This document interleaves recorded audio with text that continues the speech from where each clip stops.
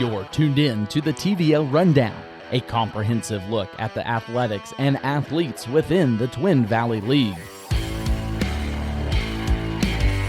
Joined by Jeff Wurtz of the TVL Spotlight, I'm Max Blaske with KNDY. The TVL Rundown is a service of the Citizens National Bank in Greenleaf and Bruna Implement. Another reason to make the Citizens National Bank your bank.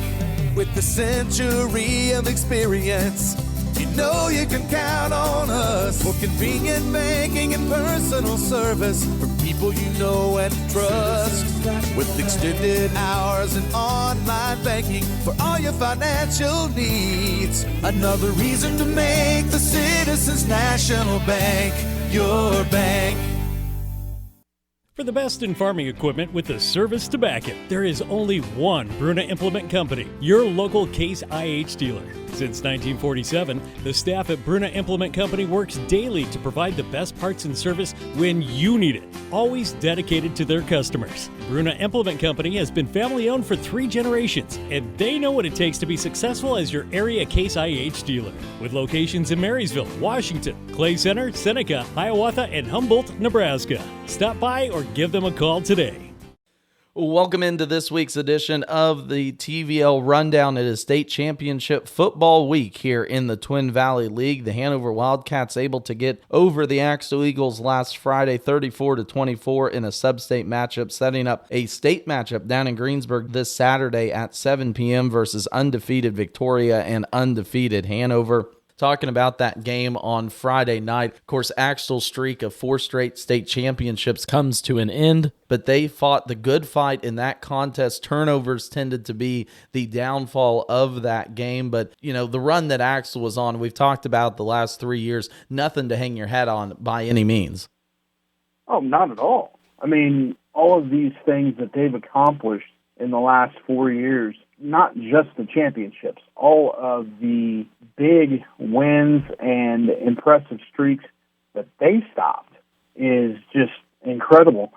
Max, I'll admit it, and Axtell fans have to think about this. When I was, way back when, I won't throw out any years or anything because that'll age me quite a bit. I remember when Axtell was struggling in the Twin Valley League.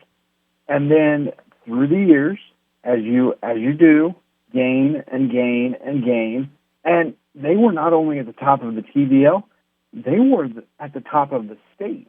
That is something to really be impressed by and something to hang your hat on, just being there. And, take nothing away from Axtell. It was one game, and it had to end eventually. I think we said that the first time these two teams matched up when Hanover, took out Axtell's 58-game winning streak. It has to end at some point. Nothing can go on forever, and a heck of a run the Eagles have been on under head coach Eric Detweiler. Now for the Hanover Wildcats, they are back in a state championship game for the first time in 5 years under head coach Matt Hoyer, who of course comes in a 6-time state champion, looking for his 7th in this one. We've chatted about Hanover this season. They have just been dominant on the defensive end so far, and it showed up again Friday night to go along with a solid offensive outputting too as well. And I think this Hanover team has the physicality to match a Victoria team that just really likes to run it down your throat, control the game, control the ball, and has a good shot of making this one a good contest. But I'm going to be excited to see, as always, how the other leagues compare to a Twin Valley League team. Well, I can tell you how other leagues compared to the Twin Valley League, but that's not it's a brave statement, but it's probably not one we should make here on air. You mean we're not going to keep the homer going for the Twin Valley League? Well, let's just say there's the Twin Valley League, a whole lot of other things, and then the rest. So, and that's me being a homer once again. I love this league. You know this by now. All of our listeners know this by now. I just love this league. It is without a doubt, I would say, one of the best leagues, top leagues in the state of Kansas, and we're always blessed to be able to cover all these great athletes and coaches and teams throughout the season. And again, Hanover takes on Victoria coming up Saturday, 7 o'clock, coverage on FM 95.5, and I'm sure, Jeff, you're going to have some updates over at the Spotlight as well.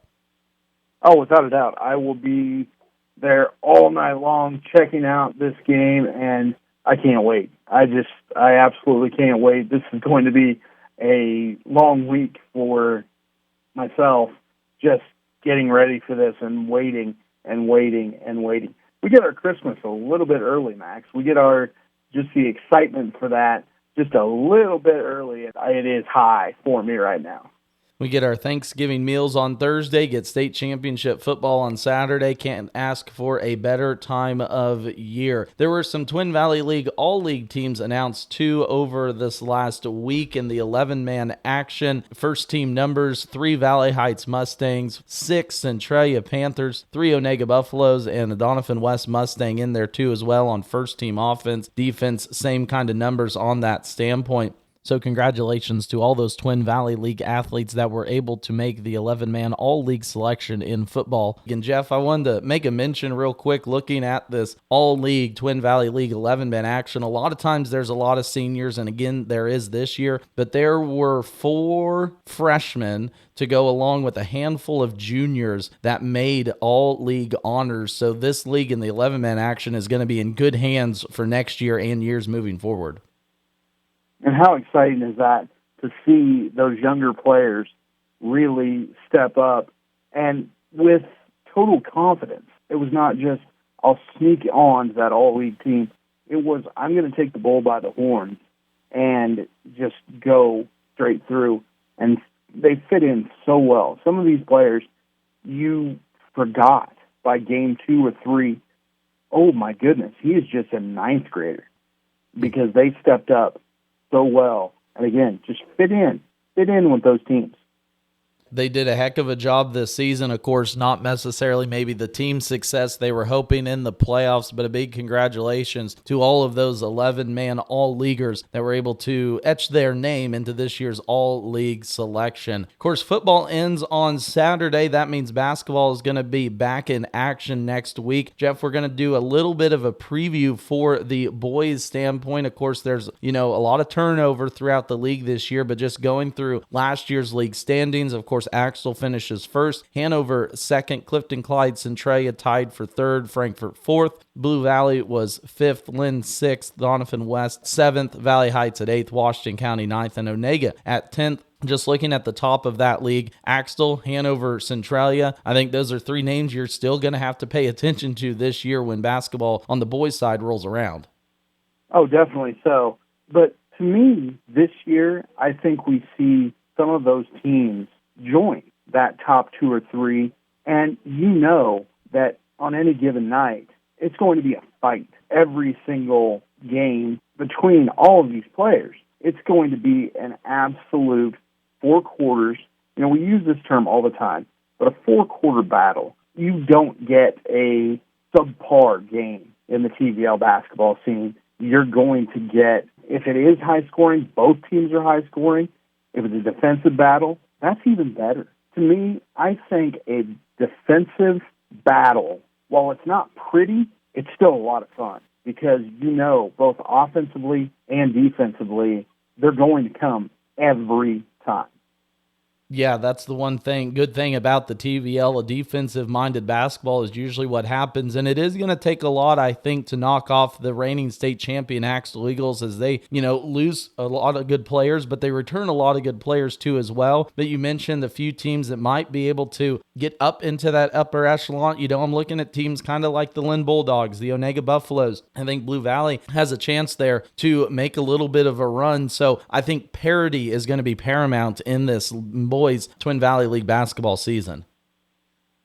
Oh, without a doubt. It's going to be one player can step up on a team that we may not even think of right now and just take this league over, take their team over, and we see it every year. There's a player that coming out of maybe, I don't want to say obscurity because we know these guys, They play well, but somebody that can step up and become the guy in the Twin Valley League. And I can't wait to see who that is. There's always a handful of players that you say before the season, who is that? And by the end of it, they're a household name. Of course, the high school basketball season gets started next Thursday for many of the Twin Valley League teams. Of course, next week, we will have a recap of the state championship football game, as well as a preview of the girls' side of the Twin Valley League. Again, for Jeff Wurtz of the TVL Sports Spotlight, this has been Max Blaske on the TVL Rundown. We thank you all for tuning in, and we will see you next week for another edition of the TVL Rundown. You've been tuned in to the TVL Rundown, a comprehensive look at the athletics and athletes within the Twin Valley League. Joined by Jeff Wurtz of the TVL Spotlight, I'm Max Blaske with KNDY. The TVL Rundown is a service of the Citizens National Bank in Greenleaf and Bruna Implement.